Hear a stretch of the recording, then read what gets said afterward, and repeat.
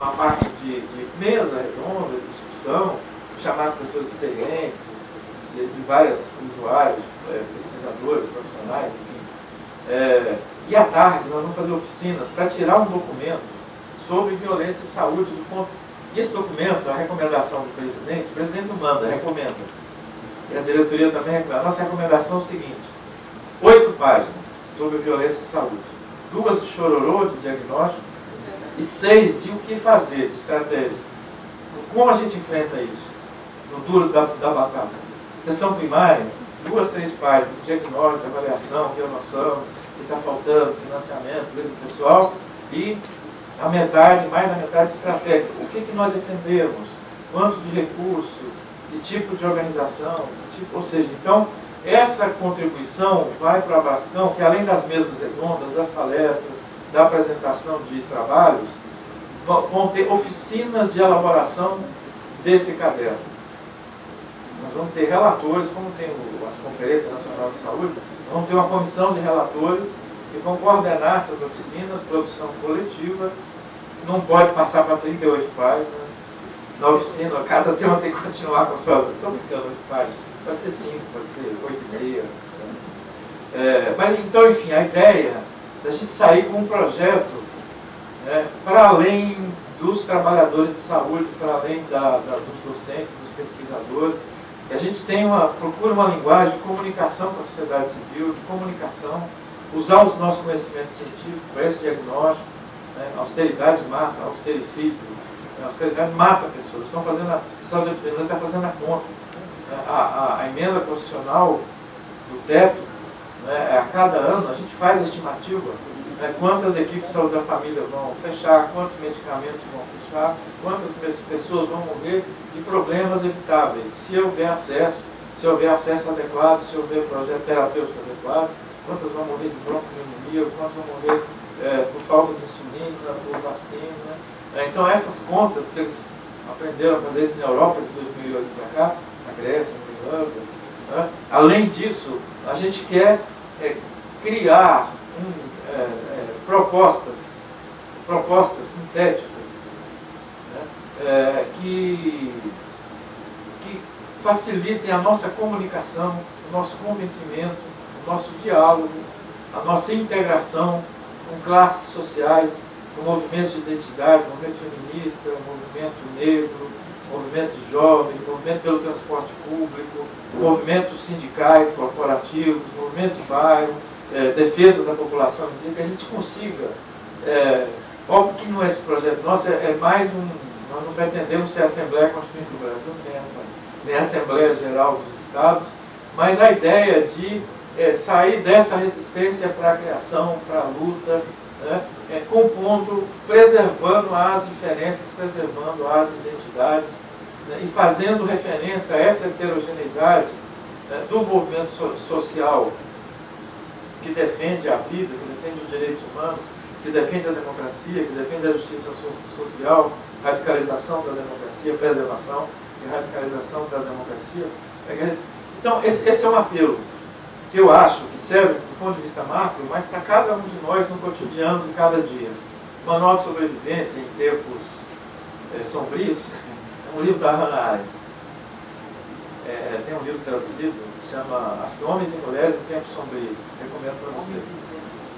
Homens, né? Eu pus mulheres para ser politicamente correto. Não, é só homem. Ela fala da roda do segundo, a única mulher do livro que ela fala. Só tem uma mulher, né? Eu não me lembro. Mas, enfim, é muito interessante. Como é que pessoas, em tempos difíceis, do nazismo, Rosa Luxemburgo na Alemanha, no pré-nazismo, mas de perseguição política, como é que essas pessoas sobreviveram e comoveram, e deram sentido às suas vidas, e foram felizes, e se divertiram, e tomaram cerveja, e fizeram ativismo, e fizeram militância, e formaram pessoas, e se multiplicaram, né? Enfim. Então, eu acho que essa sobrevivência em tempos difíceis, a gente tentar criar movimentos sociais, macro, movimentos políticos, fazer política, mas ao mesmo tempo ter essa coerência no cotidiano. Cada equipe, esse espírito de ter projeto, de ter a carta, de conversar, de compor, de não esconder as diferenças, de falar sobre, mas de falar na linha dessa mesa aqui. Estou chegando agora na mesa, que é, né, esse conceito de Santo Agostinho, Hannah Arendt, né, Amor Mundi, e eu ia falar Ópera Mundi, Amor Mundi. Não, eu também sou assinante da Ópera Mundi. Você também é pelo pensar. E as outras políticas da amizade. Eu pensei que eu ia começar falando assim, eu vim aqui para falar dessa virada amorosa. Então é uma virada amorosa, né? E depois o cuidado ainda, a ideia de cuidado, que segundo alguns filósofos, cuidado é uma prática social, seja no trabalho, seja na convivência, seja na amizade, quando a gente consegue perceber a alteridade, quando a gente consegue perceber que o outro... Então essa é um pouco a ideia de radical, de cuidado, que na saúde é muito importante, na educação, na pedagogia, porque nós trabalhamos com outras pessoas. Então essa dimensão do cuidado, misturado com as técnicas, com o conteúdo de informação que a gente tem que passar, de cognitivo na educação, terapêutico na área da saúde, de promoção, preventivo, a gente está lidando com outros seres humanos. Né? Para mim, a essência da democracia é reconhecer que os outros têm desejos, os outros têm desejos, têm interesses, têm valores, têm ideologias, têm projetos de vida, têm debilidades, têm ressentimentos, têm ódios, têm preconceitos, e que a interação passa por partir disso e não se submeter a isso. Negociar, conversar, concordar, não deixar de pensar no outro como ser humano. Então, eu acho que tanto essa política de defesa do SUS, de defesa da democracia que a gente faz, ela precisa ter postulado da coerência do professor Mário Destral. Ela precisa ter uma correspondência, né? Eu traduzi isso para outra forma. Eu não acredito em nenhuma mudança para amanhã, que não começa hoje. Nós vamos criar o socialismo, começa a viver. Nós vamos ser democratas, começa a viver. Na relação docente, na relação de terapeuta, na relação de gestor, na relação de trabalhador, na relação de amizade, na relação amorosa, na relação sexual. Né? Por isso que eu prezo muito o conceito de cogestão, de radicalização da democracia. Existe uma democracia formal, né? Existe a democracia representativa, que é super importante. Né? Em 2018 vai haver eleições. Eu acho que a crise que nós vivemos não vai ser resolvida com eleições. Vai ser resolvida com uma mudança do Brasil, com uma mudança da sociedade brasileira, uma mudança da nossa capacidade, dos movimentos sociais, do movimento sindical, dos partidos políticos que nos representem, que tentem nos representar. Eu juro para vocês, e eu não sou uma exceção no Brasil, eu não me sinto representado, nem com vontade de dialogar com nenhum dos partidos existentes. Ainda que eu acho todos eles muito importantes, e defendo a existência deles, com as nacionalidades aí, né? Eu acho que agora nós tínhamos que fazer, apesar disso, com esses partidos e com a sociedade, nós temos que tentar criar uma união, uma frente ampla. O problema no Brasil, a gente fala que frente, todo mundo pega um grupinho deles e chama de frente, né? Pega o grupo do partido X e diz essa é a frente Brasil Popular, essa é o Brasil Sem Medo, essa é a frente contra a privatização, essa é a frente, ou seja, a frente de nós mesmos por nós mesmos. Nós temos que unir essas frentes, apesar dos nomes, né? E tentar criar uma possibilidade de constituição de uma alternativa. Não acredito que isso saia para 2018. Mas 2018 tem uma outra coisa que é muito importante. Eu vim aqui para dar um monte de conselho, não estou dando conselho coisa nenhuma para vocês, eu estou repetindo.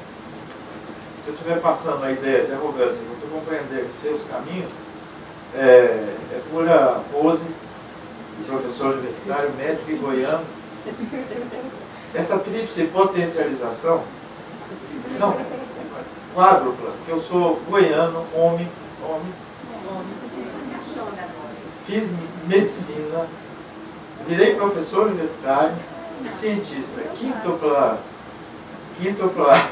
dificuldade de refletir, de pensar no outro, fazer tudo que estou falando, porque são lugares de poder, né? São lugares de exercício de poder autoritário, histórico, século desse país. Mas, enfim, eu estava dizendo que a gente precisa prestar atenção. Eu ando em todo lugar que eu falo com os usuários, com os trabalhadores, presta atenção para não botar ninguém que é contra o SUS, eu estou no ambiente de saúde, que é contra a educação pública. Preste atenção. Preste atenção. Pergunte, escrevam, mandem e-mails, perguntem os cabos eleitorais, peçam para escrever, peçam para declarar em público. Por que eu estou dizendo? A presidente Dilma Rousseff ganhou a última eleição para presidente da República. Mas a esquerda, o centro-esquerda, perdeu de goleada de 7-3, 70-30% no Parlamento, no Senado e no Congresso Federal. A eliminação de deputados de opinião, que se chamava, progressistas, de esquerda, humanistas, ligados a movimentos sociais, é uma das piores composições. Né? Hoje, 60%, 70% do parlamento é constituído de empresários, agronegócio, empresários. Né? Você tinha 50%, 60% de sindicalistas, trabalhadores, etc. Agora já tem 70% de empresários. Eles são 8% da sociedade brasileira, menos de 8% da sociedade brasileira. Tem mais de 70% do Congresso, empresários, homens, velhos, feios, chatos e corruptos, a maioria. Estou misturando uma série de conceitos, aí é a emoção. Mas, enfim, a gente não pode perder os parlamentos de novo. Agora, na eleição do prefeito municipal, uma nova varredura. Né? São Paulo elege Dória, Rio de Janeiro elege um pastor conservador, esse é um pastor da teologia da libertação, tá? Não, é um pastor da teologia empreendedora, né? Do empresário, a igreja empresarial, respeito os fiéis, mas não respeito a igreja nem os pastores. Os fiéis, a maioria é gente boa, tem que pensar isso. Uma boa parte dos brasileiros e brasileiras estão nessas coisas. E Salvador elegeu um neto. O neto do neto, o neto do filho, do neto do coronel eterno da Bahia, no caso de Magalhães. Elegeu com votações expressivas, principalmente em São Paulo, 70, 60, 70% do primeiro turno. Ou seja, o povo votou nessas pessoas. Então, acho que tem que ter esse cuidado. Agora, nós não temos que apostar nossas fichas, a maior parte das nossas fichas, do nosso esforço, da nossa emoção, apenas na eleição. Nós temos que fazer esse esforço para fortalecimento da sociedade civil, fortalecimento dos movimentos sociais. Né? Na Abrasco, falar da minha casa, né, da nossa casa, pelo menos onde eu estou, Abrasco, a reforma sanitária, nós da saúde, tem uma história razoavelmente boa, é adjetivo, né, mas razoavelmente comprometida com os interesses populares, com as necessidades de saúde, com as políticas públicas. Né? A gente roda os presidentes, ninguém fica lá toda a vida, não tem história de corrupção. Abrasco manteve uma autonomia do Estado brasileiro relativa, teve época que ficou mais no colo do Estado, dos governantes, época menos. Né? Mas manteve uma certa autonomia na pesquisa, na crítica. Né? A Abrasco, na gestão anterior, o Luiz Eugênio, no começo da minha, era governo de esquerda, de centro-esquerda, e que diziam a favor do SUS, e nós criticávamos duramente.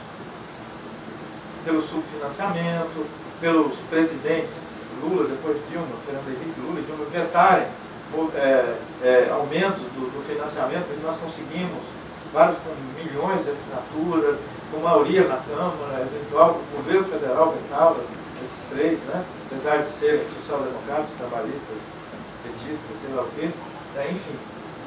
Então, mesmo assim, a gente está repensando o movimento sanitário. Estamos repensando o Abrasco. O Abrasco é ainda muito presidencialista. Ninguém produzia nada, ninguém escrevia nada nos espaços próprios da Abrasco, mídia, site, jornal, revista, sem o presidente dar o de acordo. Começou a discutir o que isso tem que acontecer. Por que não podemos conviver com o contraditório? O GTX fala uma coisa, o GTY fala outra, nós publicamos as duas coisas. No nosso programa, que a gente foi eleito, o último ponto era o seguinte, era sobre isso que a Roseli falou aqui, chamava assim, há uma grande fratura entre o movimento sanitário, dentro da saúde coletiva, sobre a política de pós-graduação. A gente reconhecia isso. Metade dos abracianos e abracianas acham que o sistema vigente na CAPES, no MEC, é o melhor sistema do mundo, está ajudando a pós-graduação. A outra metade critica bastante. A nossa proposta é tirar isso debaixo do tapete, trazer para a discussão, construir consensos, alguns consensos, criar fóruns, aproveitar o Abrasco tem os fóruns de pós-graduação em saúde coletiva, fórum de graduação em saúde coletiva, levar essa discussão para lá, assumir o contraditório, publicar a nossa revista de opiniões a favor dessa coisa de métrica, de contar artigos, não sei o quê, e as pessoas que criticam. Hoje, 2 anos depois, a gente tem um projeto comum de reformular, de botar para baixo. Nós vamos junto contra ficar contando o número de artigos. Liderança dos dois intelectuais, dos dois lados, para lá e para cá, estão com um discurso comum. Nós vamos para cima da CAPES junto, nós vamos para cima do MEC junto, para repensar. Então, a próxima doutorado de vocês, nós vamos ter outros critérios. A ideia de valorizar o qualitativo. O que é valorizar o qualitativo? O pesquisador indicar o que ele fez de mais importante do que ele nos 5 anos, na área de graduação, na área de extensão, na área de pesquisa, indicar 1 ou 2 obras, um artigo, um livro, um projeto, enfim. Eu estou dizendo isso, assim, nós temos que reinventar a forma que a gente faz política.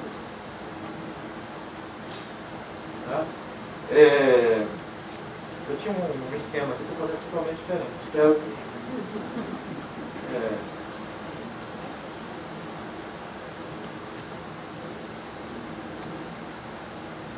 no Rio de Janeiro, agora, na Fiocruz, eles têm a Fiocruz tem um costume muito interessante. Eles têm a cada 3 anos, eles têm um processo interno de discussão da política da Fiocruz. Pequenos grupos, temas gerais. Né? A Fiocruz é um estado público, que a presidente da Fiocruz, é uma mulher agora, não é cargo de confiança. Tem um processo de consulta, de debate, como as universidades públicas. Né? Me chamaram para falar sobre recessão e os efeitos, recessão econômica e os efeitos deletérios sobre a saúde. Aí eu queria comentar com vocês sobre eu comecei assim. Recessão não é o grande problema.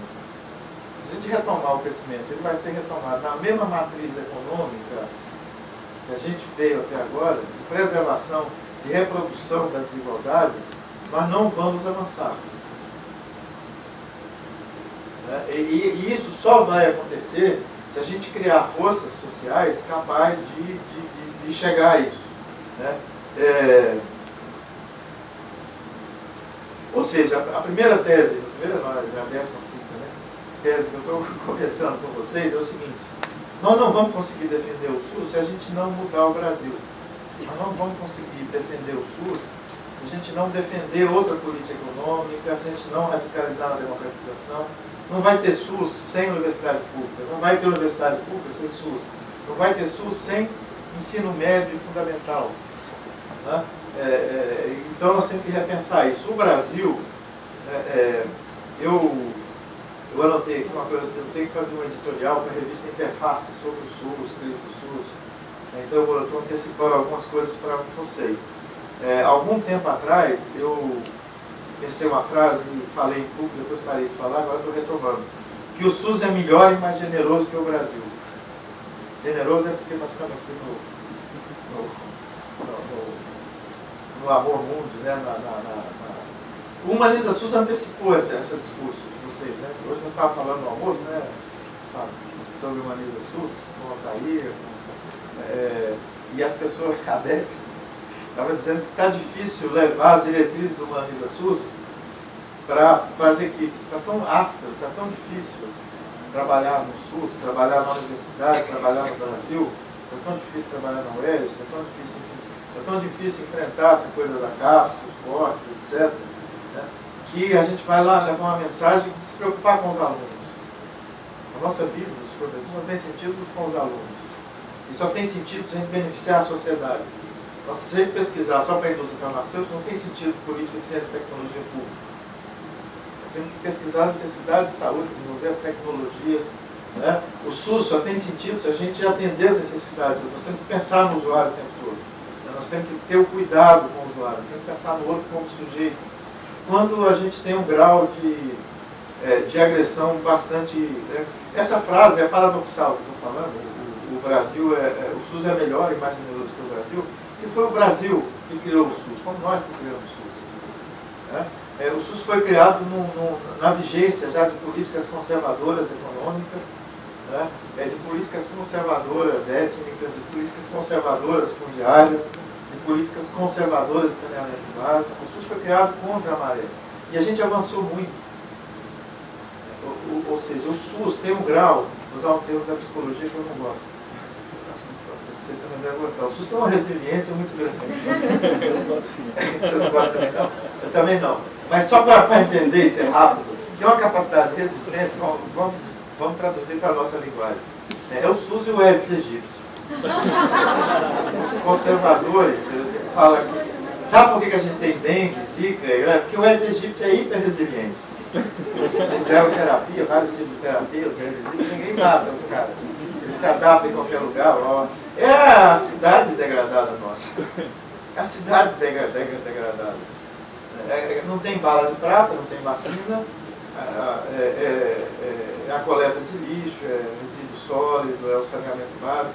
50% dos domicílios urbanos no Brasil não tem coleta de esgoto. A gente fala que não tem coleta, parece a roça, né? Não, é a rocinha, não tem. 70% de cada rocinha joga esgoto a céu aberto, dentro do Rio de Janeiro. Em Campinas, 30%, na periferia, dá 50% dos domicílios da periferia de Campinas. Tem 1 milhão de pessoas, tem um IDH alto para o Brasil, mais alto do que outras regiões do Brasil, o esgoto vai para céu aberto. Mas o que eu quero dizer para vocês é o seguinte, mesmo esse governo Temer, conservador, tem dificuldade de enfrentar ostensivamente os SUS. O ministro da Saúde tem menos, ele é mais cara de pau. Ele é pró-empresa privada num grau surpreendente. Né? Mas eles estão fazendo um processo de desconstrução progressiva do SUS. Como com as universidades públicas. Tem tanta tradição, tem tanta história, você tem que ir cortando devagar, sem enfrentar ostensivamente, como estão fazendo com as populações indígenas, expulsando com as leis trabalhistas, né, com a flexibilização. Então eles têm um certo cuidado, né, principalmente que vai ter eleição o ano que vem. Né? O problema da crueldade, da rapidez desse governo que está aí agora, do Temer, do Henrique Meirelles, é que eles não vão ganhar a eleição, eles sabem disso. Então eles estão, é um governo agindo para 20% da população brasileira com um descaramento, com um desmonte da Constituição de 88, com um desmonte de todos os nossos direitos, bastante grande. O Gessé de Souza, quem não leu, eu recomendo que leia, principalmente o último livro dele, eu acho que tem umas coisas interessantes. Ele fala que essa desigualdade brasileira, a raiz é a escravidão. Foi a escravidão dos afrodescendentes, dos negros, né? E a forma que deu-se a tal libertação, sem nenhuma política social, sem nenhuma política de incorporação ao trabalho, etc. Né? Ele fala em 1/3 da população brasileira, mas eu analisando, 2/3 das populações brasileiras vivem em outro Brasil, que não é esse aqui, nesse ambiente que nós estamos. As cotas estão permitindo que parte desse povo entre na universidade pública, apesar de ser universidade pública. 2/3 do povo brasileiro ganha menos de 2 salários mínimos e meio. 2/3. Diminuiu a pobreza absoluta. Tá? Mas 2/3 continuam ganhando menos de 2,5 salários mínimos. Desses 2/3, 50% da média, 80% não tem esgoto, nem tratamento, nem coleta de esgoto. 2/3 desse povo mora em outra Vitória, que não é de vocês. Mora em outra Campinas, mora em outra Rio de Janeiro. Eu chego no Rio de Janeiro pelo Santos Dumont, é o Rio Cheiroso lá. 1/3, 20% da população. Vocês chegarem pelo Galeão, que é perto da Fiocruz, passa pela Maré, passa ali pela Manguinhos, pelas favelas, pelo Mangue, cheiro ruim, paisagem feia, horrível, polícia, tiroteio, agora o exército. É o Rio onde mais de 50, 60, 2/3 da população brasileira vive, 2/3 da população brasileira usa transporte público. Na Grande São Paulo, pesquisa feita agora, a média de tempo gasto por dia para ir ao trabalho é 1h30, para voltar é 1h30, 3 horas é a média que o povo fica nos ônibus, no metrô, nas filas, na maioria das pessoas. Está tão ruim isso que até quem tem carro também está entrando nisso. A média ela permanece alta, porque o carro deixou de ser uma escapatória, como são os condomínios, em relação à urbanização. Né? o assassinato no Brasil, né? 60 mil ano passado, 2016, 60 mil brasileiros, 50 e tantos mil mortos no trânsito, 60 mil assassinados. Desses assassinados, mais de 80% são desses 2 terços, principalmente jovens, negros, mas são dessa faixa de renda, desses 2 terços. Nesses 2 terços, não dá para falar que é pobre só, é muito heterogêneo. Mas tem menos poder político, tem menos... Aí eu fiquei pensando, quem é que se destina ao SUS? Precisa pensar nisso? Está escrito lá que é direito universal, que é a integralidade, que é a igualdade, caminhando para a equidade. Não é isso que está escrito? Quem usa de fato o SUS o tempo todo? Quem não tem seguro privado? São esses 2 terços. Como é que é a ambiência do SUS? É parecida com os jardins aí lá de São Paulo, os seus bairros aqui de Vitória. É parecida com a Ipanema? O SUS é parecido? Postinho de saúde? Precarização do trabalho de saúde? Não temos condições de trabalho, não tem uniforme? Sabe? Então é um SUS precarizado porque em parte é destinado, teve que ser construído, porque senão a escola pública. Qual o salário de professor, 40 horas na escola de ensino médio? R$2.000, R$2.500, os melhores dos estados que mais bem pagam. Por quê? Porque vai dar aula, vai ensinar para esses 2 terços. Enfim, o que eu quero chamar a atenção é que esse tema da desigualdade no Brasil, e aí essa desigualdade, vocês viram que é misturada, não é só de renda, é desigualdade política, né? Essas mulheres sofrem mais, tem um machismo em geral, corta todas as classes sociais, todos os racismo, discriminação em geral. Né? Mas esses 2 terços essa forma de dominação, de exploração, de abuso, de desrespeito, se soma a outra, potencializa a outra. Né? A pesquisa feita pelo Ministério da Saúde no programa Cegonha, Rede Cegonha, encontrou que 40% das mulheres que dão à luz no SUS, na maternidade do SUS, são assediadas, são desrespeitadas. No setor privado também, mas no SUS também. 2 terços. Enfim, então esses temas, como é que a gente pode ser, diante disso, como é que a gente pode,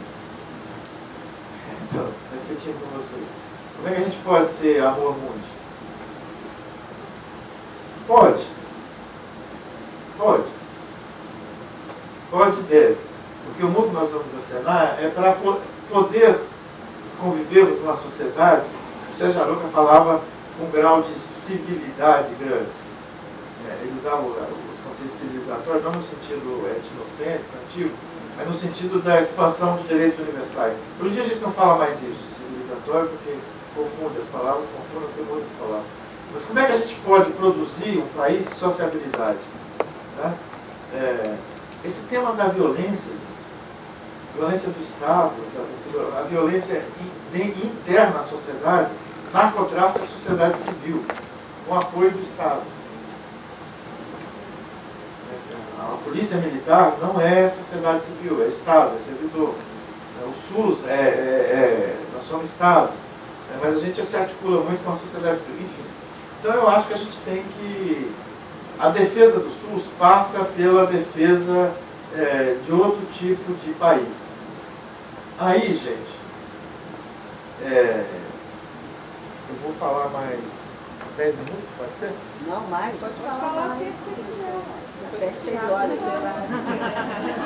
Pode falar até assim. A gente sabe que eu levar 6h40 vai ter que eu perco o voo. Não, pertinho. É pertinho? 5 minutos. É pertinho, né? Hã? É ali. Eu peguei a pé. É ali. É pertinho. Eu sou de uma cidade chamada Catalão, Goiás, uma grande cidade.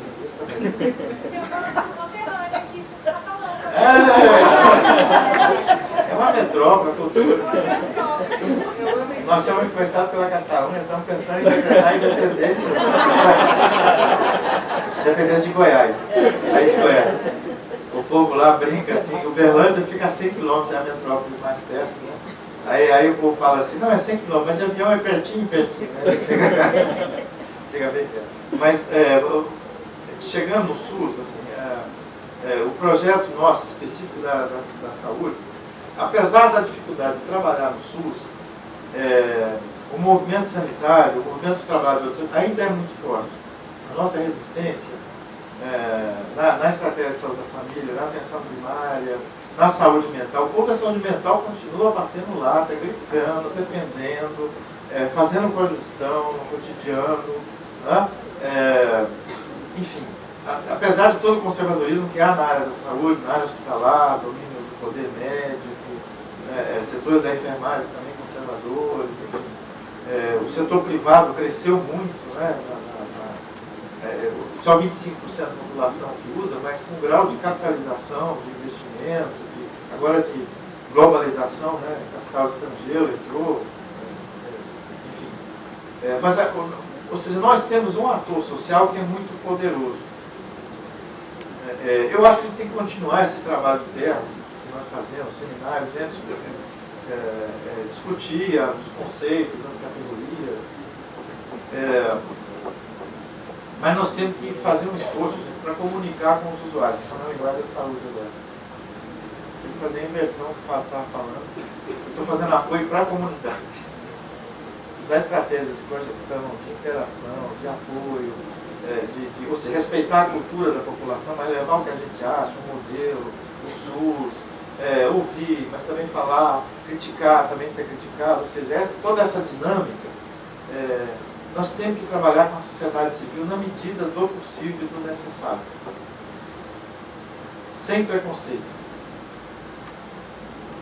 Na periferia do Brasil inteiro, 20% dos brasileiros e brasileiras se declaram no censo evangélico.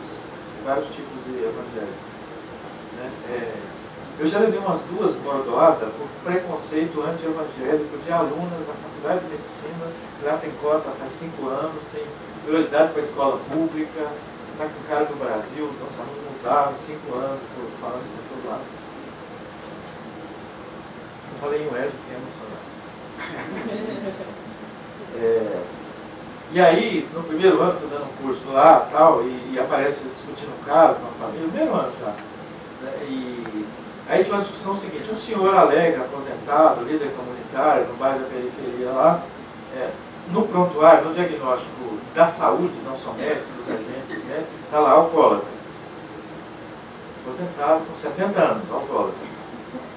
E ele vivia na cidade, no bairro, podando árvore, fazendo trabalho, mobilizando gente, depois que aposentou, né? Aí as meninas lá, as alunas, vão visitar e conversar com a família. Aí a mulher dele, com 60 anos, fala, fulano, alcoólatra? Quá. Ele não é alcoólatra, ele é alegre. Ele toma as 4 doses de cachaça, sábado a gente reúne a família inteira, faz churrasco, faz as comidas que faz lá. Aí ele toma 2, 3 cervejas, todo mundo toma cerveja. A filha dele é evangélica, de 30 e poucos anos, estava na entrevista, fala, meu pai é alcoólatra.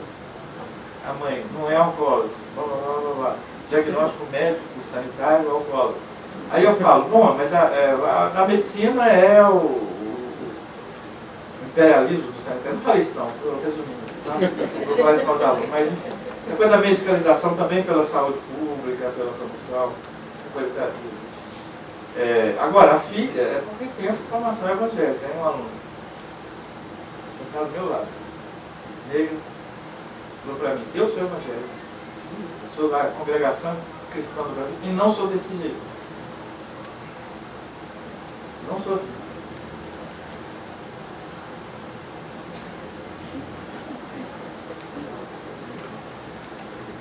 Aí eu dei uma entrevista. Minha avó e minha mãe eram dessa congregação. Graças a Deus que era verdade. A mãe, minha tia, minha avó era minha avó já morreu, algumas tias são dessa congregação cristã evangélica.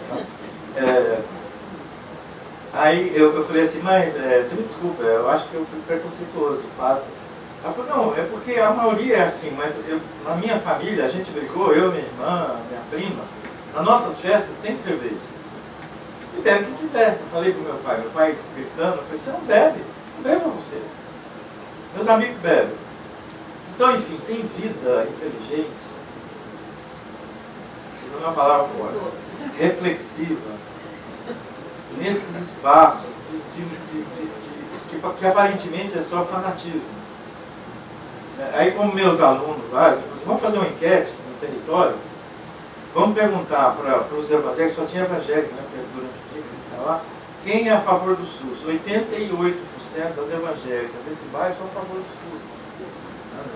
Então, mais de 200 perguntas. São contra o aborto e a favor do SUS. E é. Bom, então, eu acho que esse é um ponto que a gente tem que pensar muito, né? Nessa construção essas evangélicas lá são feministas, meninas, são do movimento negro, são evangélicas. Estava brincando, tem até o evangélico. Não foi você, os evangélicos saem atacando, são narcotraficantes, né? Traficantes de Jesus.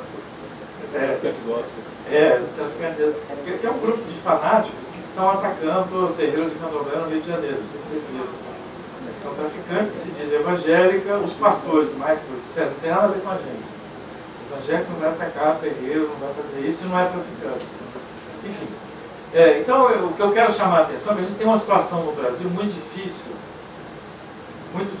e que precisa aumentar o agir comunicativo entre nós. Ao mesmo tempo, a gente tem que ter capacidade de dizer não. Não aos modos SUS, não aos modos firme. Não tem transigência.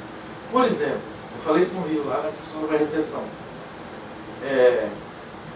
Eu, no ar, votei recentemente 4 vezes do Michel Temer para vice-presidente do Brasil. Não sei se vocês votaram. Meus filhos, mais espertos, só votaram 2 vezes no segundo turno. Não é 4 que não foi candidato. Não foi. Foi. Eu votei 4. Na primeira gestão Dilma era Dilma e Temer. Na segunda era Dilma e Temer. Eu votei no primeiro e segundo turno. Meus filhos mais críticos, minha filha, só votaram no segundo turno, não votaram no primeiro, votaram só 2. Nós coproduzimos esse que está aí, ou não? Vocês acham que não? O que Centrão tem a ver com o que eu estou falando aqui até agora, com o SUS? O que PP, que é o ministro da Saúde, tem a ver, o PP era do governo anterior, o que PP tem a ver com o SUS? O que PP tem a ver com direito da mulher? Com o índio, com defesa do índio, com defesa do ambiente? O que esse povo tem a ver com a gente? O que tem que andar junto com esse povo? Não, saia daí. Saia desse lugar que a gente conversa. Então, eu acho que a gente tem que aprender algumas coisas e pode perder. O que tem que perder? A gente pode perder uma votação na Câmara, menos de impeachment, não recomendo não. Uma lei, uma norma, perde. Por que tem que entregar o céu e o Deus para aprovar o mesmo salário mínimo de 4%? Perde e diz que quem votou contra. Fala para os trabalhadores que vão ter o reajuste cortado, vão ter a... Enfim. Então eu acho que a construção desse projeto exige firmeza, né, mas então eu estou defendendo a aliança com os evangélicos, mas não com o PS. Não com... Esses partidos, PMDB, Centrão, essas coisas, são representantes da elite brasileira. Cruel, sanguinária, golpista. Não respeita as pessoas. Não aguenta pessoas comuns no aeroporto, nos clubes. Os bairros da periferia não tem alameda, não tem árvore, não tem nada. É o desrespeito, num grau que a gente vai banalizando, naturalizando, né? A Hannah Arendt aí, é banalização, que é a palavra? Banalidade do mal. Como é que oferece CAPS em casa alugada para trabalhar com 200, 300 pessoas com transtorno mental grave, em 200 metros quadrados, entra ano, sai ano? E a gente vai, postinho de saúde, Campinas chama postinho de saúde. Enfim, sabe, ou seja, essa banalização, né, a gente precisa fazer isso com muito respeito a quem trabalha lá, com muito respeito às dificuldades, com muita paciência, as coisas vão mudar do dia para o outro. Deixa eu ir para frente, que atrás tem gente. Então acho que esse é um ponto assim, de reorientar o jeito de a gente fazer política. O SUS precisa de mais financiamento. Nós temos que, essa coisa de mais financiamento, apesar então, nosso adversário é a emenda constitucional, esqueci o nome que ela falou, 95, a do teto. Do fim do mundo, né? A emenda do fim do mundo. Para se capitalizar, ela tem que ser derrotada. Eu acredito que a eleição pode servir só para quem ser eleito dizer que vai revogar a emenda, essa é a emenda. Porque é a liquidação. No Congresso de Epidemia, tem um economista da Inglaterra que fez uma análise das repercussões com brasileiros, né, o pessoal do IPEA, aqui, da repercussão em 5 anos dessa emenda sobre saúde, educação, saneamento. É desastroso. Fecha 30% do SUS. Demite 30% das pessoas, dos trabalhadores. Falou, olha, nem o ajuste econômico na Grécia é considerado mais severo, cortaram 20% da saúde, 30% horizontal, você daqui vai ser mais severo. Então nós vamos ter que derrotar isso. Segundo, o SUS tem que ser para todos, não só para os 2/3 da população. Isso tem algumas consequências. Estou propondo no abraço, provavelmente vai ser depois do abraço, não, eu queria que saísse antes. A gente podia fazer uma campanha para aprovar uma lei proibindo usar orçamento público e recurso público para pagar seguro privado para juiz, promotor, parlamentares, funcionários federais, funcionários da Petrobras. Proibir isenção do imposto de renda para serviços de saúde e educação privado, dentista, médico. Isso dá, gente, quase 40 bilhões a mais do SUS. Dá para dobrar a atenção primária. Para estender o saneamento, o esgoto, para mais 50%, para mais 40%, custa 12 bilhões de reais. 12 bilhões, e não é feito. 12 bilhões. Cálculo feito durante o governo Dilma, chegou a dizer no PAC que ia fazer isso em 4 anos, 3 bilhões por ano, blá, blá, blá, e não saiu do papel, não saiu das licitações, roubaram, teve corrupção, as coisas todas. Então, nós temos que ter proposta concreta de financiamento. E queremos esses 40 bilhões para quê? Dobrar a atenção primária, qualificar, criar políticas de pessoal do SUS, todo mundo ser do SUS. A gestão dos hospitais tem que sair dos estados e de município grande, passar para as regiões de saúde. Tem que ter secretário regional de saúde. Então a gente tem que ter propostas. Né? Outra norma que a gente podia propor que não custa dinheiro nenhum. A gente devia proibir ou limitar radicalmente o número de cargos de livre provimento e de confiança do SUS. No Brasil, é um país do mundo, eu verifiquei, Portugal é assim, que gestor, chefe de CAPS, de centro de saúde, é cargo de confiança do prefeito, no Ministério da Saúde, a equipe da AIDS, 80% é cargo de confiança, 80%. Uma tal esquerda ficou 13 anos lá e não mudou isso. Pelo contrário, cheio de petistas, de protetistas. Eu um deles. Durante 2 anos. Aí eles entram e tiram todo mundo da vigilância da saúde. Só botaram bandido na vigilância da saúde. Se fosse 80% servidor público, eles iam brigar com o servidor público. Eles dão mais estabilidade, enfim. Então tem algumas reformas do Estado, da gestão pública. O povo não acredita no Estado, gente. O povo não acredita na capacidade de gestão pública. Pela corrupção, pela demora em resolver as coisas, pela banalização do descuido sistemático, cotidiano, que é feito com as pessoas nos hospitais públicos, blá, blá, blá, blá, blá, blá. Os hospitais federais, estaduais do Rio de Janeiro, são indicados por deputados federais até hoje. Eu visitei recentemente 2 hospitais públicos do Rio de Janeiro, e o almoxarifado é controlado pelo narcotráfico do hospital. E ninguém faz nada. Aí você vai na enfermaria de infectologia, no grande hospital lá, não tem lençol. Aí a enfermeira cutucou para mim, falou, fala no almoxarifado, está cheio de lençol no chão, que eles revendem para fora. E o diretor não tem governabilidade. Vocês acham que tem cabimento isso? Estou falando do Brasil, hospital público. Apesar disso, tem muita coisa boa no SUS, o SUS funciona, tem o Odilon Berg, tem o Odilon Berg, Sofia Feldman, tem o Hospital de Natal lá, que eu esqueci o nome agora. Gisel da Trigueira. Como? Gisel da Trigueira. Gisel da Trigueira, de infectologia, que é super legal, lá tem o Hospital Municipal de Campinas, enfim, tem atenção preocupada. Nós temos essas caras, essas contradições. O brasileiro precisa ser feito. Essa coisa público-privada precisa ser controlada. Eu sou contra a corrupção, não sei se vocês são. Tem que ser contra. Eu não desculpo ninguém que foi corrupto. Ninguém. Por razões políticas, de alianças. Nós não temos que desculpar. Posso até votar.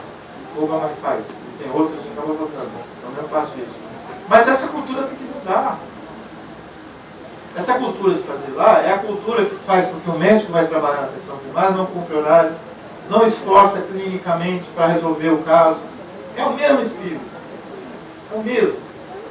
Aluno que quebra carteira, mesa, porta na universidade pública sem precisar, sem querer, só por violência, só por... Professor que não vai dar aula, professor das universidades públicas, ganha mesada, né? Ou seja, ganha, mas a gente não consegue... deixa eu falar outra coisa com vocês que eu acho. Se a gente conversar essas coisas, a gente aumenta. Há uma desconfiança com as políticas públicas. Acho que o principal problema do Brasil é o grau de pasmaceira que estamos todos nós. Vocês não estão fazendo aqui, eu estou na data, né? Mas a baixa capacidade de mobilização que a gente está, de reação. As pessoas estão se sentindo enganadas, manipuladas, tripudiadas. Né? No Brasil está predominando, do ponto de vista de formação de subjetividade, uma subjetividade empreendedora, competitiva. Não é só entre a elite e a aguerrida, essa sacana, essa aí, os 20%, que sempre foi assim, saber da vida, etc. Mas entre o conjunto da população. Eu vi um arquiteto comentando, gente, essa coisa do Brasil ficar anos sem política habitacional, anos, muitos anos, fez com que o povo fizesse o quê? Como é que o povo fez casa? Na periferia da cidade. Construiu bairro. Sem o Estado. A rua não passa carro, a ligação elétrica é aquela zorra, a gente chamou de ocupação, a direita chama de invasão. Isso é autoempreendimento. Sem o Estado. Se estivesse esperando o Estado, estava tudo sem casa. Estava tudo morando em tenda, morando na beira do rio, na rua. Então, o povo brasileiro, boa parte desse pessoal evangélico, que prega o empreendedorismo, que a salvação é você trabalhar, é você fazer, a graça é quando você vence, né? A graça não é a do Santo Agostinho, quer dizer que a graça era a fé, né? Era a caridade, não, a graça é vencer na vida, esse é o discurso. Não de todas as igrejas evangélicas, boa parte das igrejas evangélicas. Por um lado, eu não quero ser preconceituoso, por outro lado, reconhecer os problemas. Né? Esse empreendedorismo ganhou espaço muito grande. O ProUni. Grande parte das famílias da periferia tem alguém, pela primeira vez na história daquelas famílias, na universidade. Pela expansão das federais, crescimento do número de alunos, de professores, de campos, mas muito mais, ou igual, talvez, pelo ProUni. Financiamento que esse ministro quer fazer um ProSUS, né? O governo pagar seguro privado popular para os usuários não expandir o SUS. Né? Então, você reforça a ideia de que a salvação está na iniciativa privada. E, em parte, é verdade, eu sou dialético. Não tem coletivo sem essa iniciativa. O Lula é uma pessoa hiperempreendedora. Desde quando ele era líder sindical. Desde que vieram do Nordeste, ele, a mãe dele, são combatentes, são lutadores, e foi adquirindo uma perspectiva coletiva ao longo da vida. Então a gente não pode ter uma coisa contra a outra. Se a gente ficar falando contra o empreendedorismo, como parece que eu estou fazendo aqui, nós estamos perdidos. Eu sou empreendedor. Saí de Catalão, sou professor da Unicamp. Não foi herança, não foi proteção, não foi corrupção. Como boa parte de vocês que estão na universidade pública, como boa parte de nós, a gente quer criar equidade, mas tem momento, só tem 300 vagas, a gente vai tentar aumentar o orçamento, mas aí a gente faz critérios de respeitar o esforço, a capacidade de cada um. Então não pode ser uma coisa só e outra, enfim. Eu acho que a gente tem que pensar o SUS nesse sentido.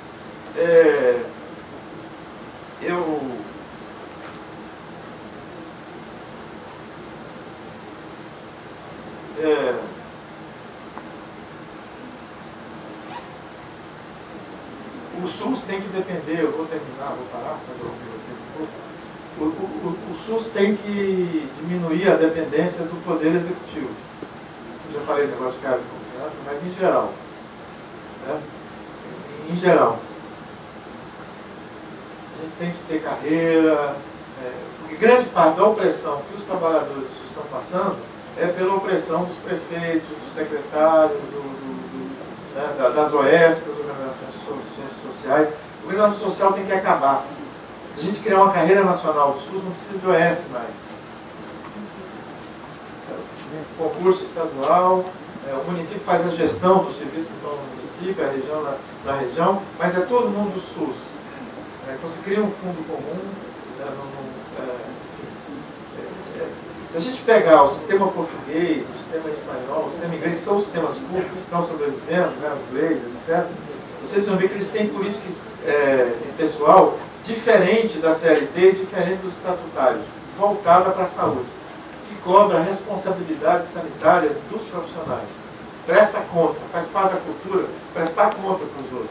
Esse negócio de não querer prestar conta para os outros é da elite brasileira, que entrou no corporativismo nosso. A gente tem que prestar conta do que faz. Discutir caso é uma forma de prestar conta. Para prestar conta parece que é indicador estatístico. Não é isso. Quando a gente discute caso em equipe multiprofissional, a gente está expondo o que a gente está pensando, o que está fazendo, o que não está, o que não sabe. Então isso não é optativo. Deveria tem que ser obrigatório. Né? Eu queria falar para vocês o seguinte. Eu acho que a gente vai ter um longo período de resistência. Eu estou trabalhando para que o movimento social dependa cada vez menos do governo. A gente vota, escolhe quem votar, mas não fique pendurado. Os movimentos sociais têm que entender, inclusive, os partidos políticos. Faz parte da democracia, quem quiser participar, participa. Né? Mas nós temos que ter uma sociedade civil, né, capaz de enfrentar isso. O problema brasileiro maior que eu vejo é essa apatia, né, é a dúvida em relação às políticas públicas, a dúvida em relação à solidariedade, que existe em grande parte da sociedade brasileira, não só na elite, né, e tendências fascistas, candidatos fascistas, movimentos sociais fascistas, fascistas do ponto de vista de costumes, da sexualidade, mas também do ponto de vista de manter esse status quo, manter a população dominada, manter essa discriminação, manter o racismo. Né? Isso está dado aí. E aí, eu fico preocupado com a tentação de usar a violência contra essas pessoas. Eu acho que nós temos que usar a democracia contra essas pessoas, temos que derrotar essas pessoas, temos que isolar, temos que afastar. Conseguir demonstrar por números, por sedução, por experiência, por efeito de demonstração, por ter mais influência na mídia, por ter a nossa mídia, a mídia progressista, isso aqui não tem nada. O povo ficou 13 anos no governo, não tem uma televisão dos sindicatos aqui dos trabalhadores. Nós não temos um jornal diário grande com uma perspectiva crítica, reflexiva, de esquerda, não tem. Aí a proposta que eu vejo no setor supostamente de esquerda é fazer controle. Eu fico arrepiado. O controle da opinião dos outros, da discussão dos outros, né? A gente tem um desequilíbrio de informação muito grande, que as redes sociais compensam em parte, a rede social funciona em gueto, né? Parece ser para falar com todo mundo, para falar com todo mundo. Fala com os parecidos. É difícil romper. Mas, enfim, rádio e televisão é concessão pública. Nós temos que lutar, por exemplo, eu tinha uma proposta que podia ter uma televisão e uma rádio, ou rádios regionais, para todas as igrejas, para todas as... E com 1 hora para cada um, com rodízio ao longo da semana, e o resto é tudo laica.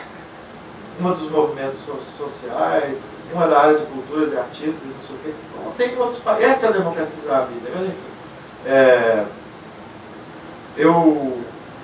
então, é isso. Eu estou me preparando por um tempo de resistência. Nós não vamos poder ficar pendurados no governo, fazendo assessoria. E se a gente vai estar na sociedade civil, a gente tem que produzir ciência, usar filosofia, a gente tem que traduzir isso. A gente tem que saber falar com a população sobre coisas complicadas. Como por que a atenção primária é melhor, por que o modelo da atenção da família é melhor do que todo mundo pobre ser atendido em pronto-socorro. Todo não, pobre. Ser atendido em pronto atendimento, em pronto-socorro. Por que é importante alguns hospitais e outros não? Por que é importante alguns remédios e outros não? Eu acho que isso é bom, para o lado bom, isso vai manter vocês todos ocupados durante muito tempo. Então, esse é o manual de sobrevivência em tempos sombrios. Obrigado. Vamos ouvir vocês um pouco agora.